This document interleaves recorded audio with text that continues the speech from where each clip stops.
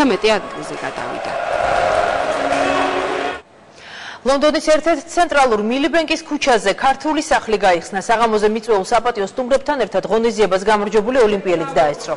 ლაშა შაბდათუაშვილს მიღწეული წარმატება ყველა სტუმარმა მიულოცა. საღამოზე სხვადასხვა ქვეყნის ოლიმპიური დელეგაციების ხელმძღვანელებმა ქართული კულტურის ნიმუშები დაათვალიერეს და ქართული ღვინო დააგებინეს.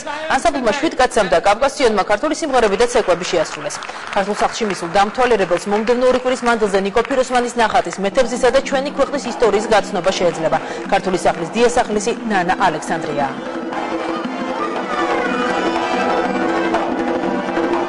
ეხბედნიერი აღმოჩნდა ქართული სახლის გახსნა ოქროს მედლით.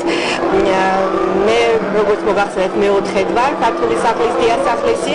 პირველად არის, როდესაც მსოფლიო შედევრი ფიროსმანის მეთევზე არის გამოფენილი ჩვენთან და მე ვთქვი კიდეს, რომ მეთევზემ პირველი ოქროს თევზი დაიჭირა. იმედი გვაქვს, რომ ჩვენი ატლეტები ლონდონის ოლიმპიადაზე კიდევ ბევრჯერ გაგვახარებენ. კონცეფცია თემებს საღამოს და ამ საღამოების რომელიც გამართება ლონდონში ძალიან ორიგინალური და საინტერესო იმხრივ, რომ სპორტთან ერთად მეცია წარმოდგენილი ქართული კულტურა, ანუ საქართველოს.